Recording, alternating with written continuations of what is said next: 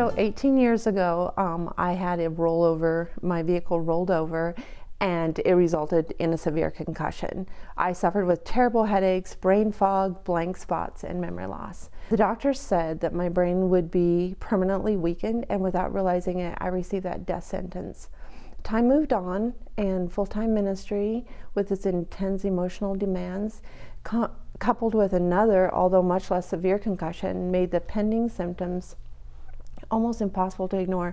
I clung to verses like, "In my weakness I'm made strong, I can do all things through Christ which strengthens me," expecting only to keep my head above water. Although by now the wave of depression was added to the mix, and doing my best to crash over my head. But God gently nudged me with glimpses of more that He wanted me to walk into. Thus I began to look to the healer for healing. Early November of this past year, in a communion service during the worship, I had an amazing encounter with Jesus. I was at the foot of the cross. I could actually feel the wood in my hands, and a drop of blood fell and landed on my head, right where the severest part of the wound, concussion, had been.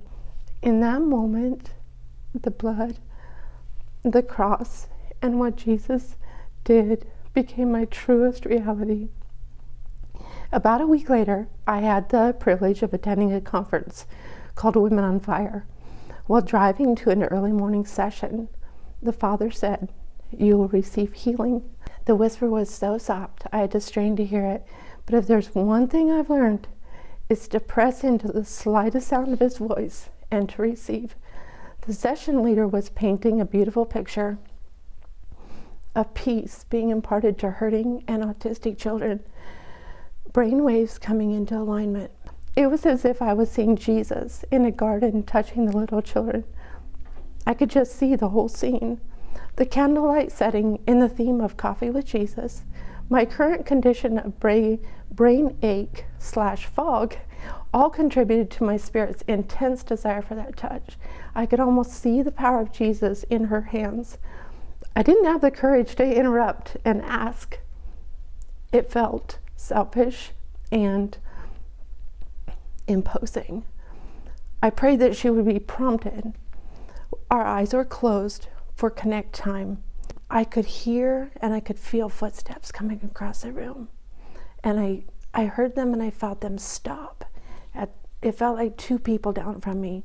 And I was praying I was like, "Jesus, please, like, just please tell her I need her to touch me." And I could just feel my spirit man lean out of my body.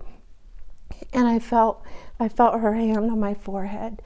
And it was so soft. I was like, wow, like that's so soft.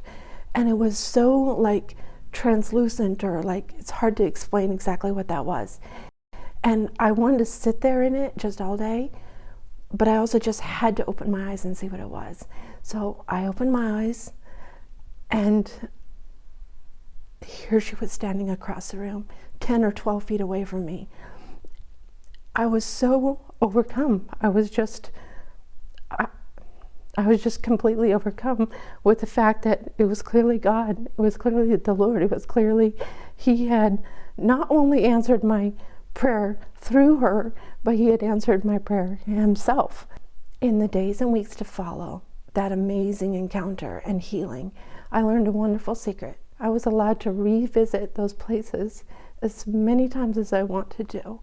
And each time I went back, I could feel the stability of the healing deepen. It was like another layer or another piece, or I could feel the encounter and it was another piece of the touch. The Father gave me new promises. By His stripes we are healed, and the chastisement of our peace was laid on Jesus. And He is our peace. The Holy Spirit will bring all things to your remembrance. And so instead of giving into the fact that your memory's failing, your brain is failing, I continually just spoke out, "Holy Spirit, you promised that you would bring all things to my remembrance." And I probably overdrew on that promise, but I'm kind of still doing that. So that's kind of what we're doing. I took this into my heart, spoke it out of my mouth, and it became my reality. My brain used to be so sensitive, I couldn't even touch my temples because it was so, my brain was so sensitive.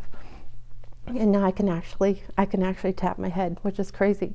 Standing here today, my memory is better than it has ever been before, even before the accident. And I don't have to fear brain ache or lack of clarity, because one touch of his ever-present peace sends it all fleeing. All I have to do is ask.